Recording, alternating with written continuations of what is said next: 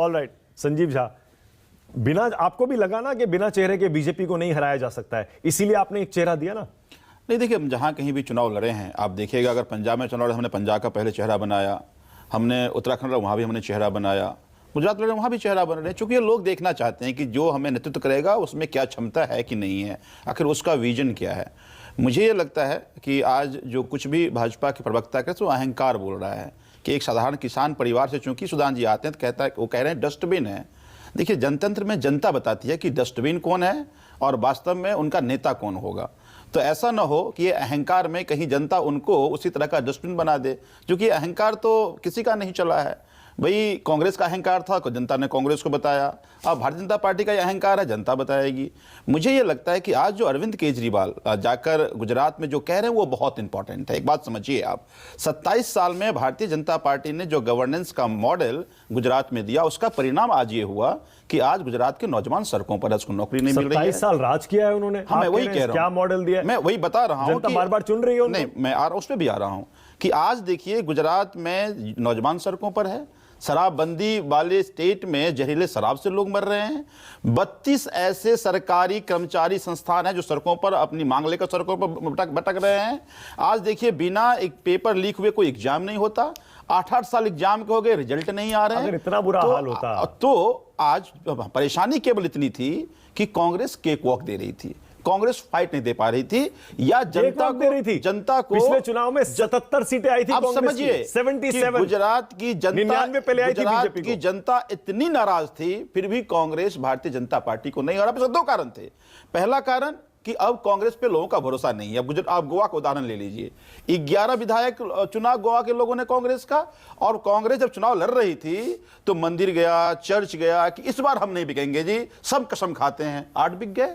तो अब जनता को लग रहा है कि अगर हमने कांग्रेस को वोट किया तो ये indirectly vote Bharatiya Janata party को जाएगी। अब अरविंद केजरीवाल जब शिक्षा की बात करने गए हैं, शिक्षा की गारंटी दे रहे हैं, स्वास्थ्य गारंटी दे रहे हैं, रोजगार की गारंटी दे रहे हैं, महिला को गारंटी दे रहे हैं, मुक्त शासन व्यवस्था की गारंटी दे रहे हैं, तीर्थ यात्रा की गारंटी दे रहे हैं, शहीदों के सम्मान की गारंटी दे रहे हैं, किसानों की गारंटी दे रहे हैं। एक तरफ भारतीय जनता पार्टी और कांग्रेस अरविंद केजरीवाल जी को गाली दे रहे हैं, और अरविंद केजरीवाल जनता के लिए काम कर रहे हैं। वो कह रहे हैं हम किसी को हराने नहीं आए, हम जनता को जिताने आए हैं। मुझे पूरा भरोसा है जो आप रिजल्ट आपने दिल्ली में देखा, जो पंजाब में देखा, वो आपको गुजरात में देखने को मिलेगा। अब ईसुदान गढ़वी को जो आपने 16.5 लाख वोटों के दम पर सीएम का चेहरा बना दिया, गुजरात में आपको पता है ना कितने करोड़ वोटर है?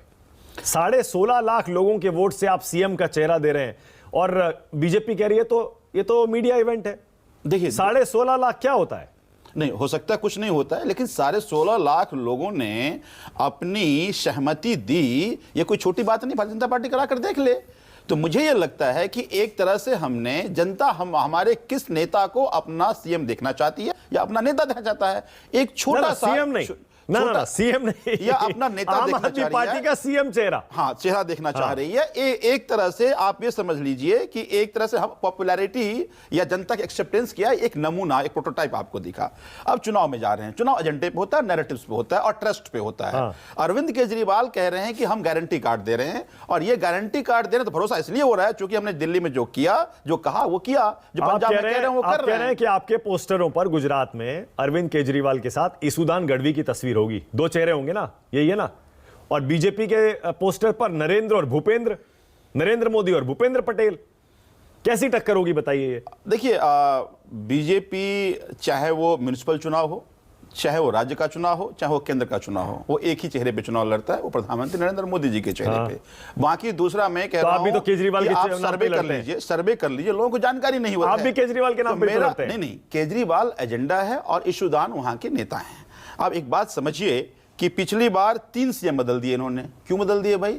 क्या आप प्रधानमंत्री मानेंगे क्योंकि वो दोनों भ्रष्ट इसलिए बदल दिए, या वो काबिल नहीं थे, या उनके जो वो कह रहे थे वो मान नहीं रहे थे? बीजेपी कहती है डबल इंजन सरकार, क्या था? डबल इंजन सरकार। शलमणि अभी बताएंगे, वो ज्यादातर राज्यों में जहां जहां बीजेपी की सरकारें हैं वहां कहते हैं डबल इंजन की सरकार। और नरेंद्र भूपेंद्र, अभी कांग्रेस का चेहरा क्लियर नहीं है, अभी पूछूंगा मैं अभी अंशुल से कि कांग्रेस के पोस्टरों पर किसकी तस्वीर होगी, पर फिर भी आपको मुकाबला करना पड़ेगा मोदी और भूपेंद्र पटेल। देखिए, गुजरात मॉडल को लेकर पूरे देश में प्रधानमंत्री चुनाव लड़े।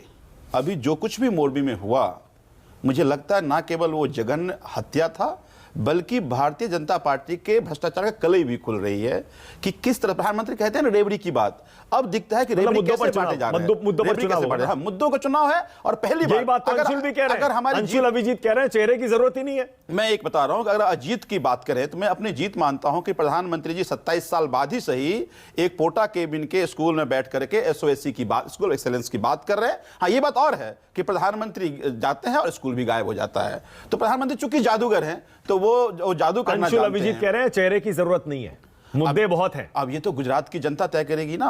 मैं अगर चेहरे की जरूरत नहीं होती 27 साल में कांग्रेस सत्ता में आ जाती।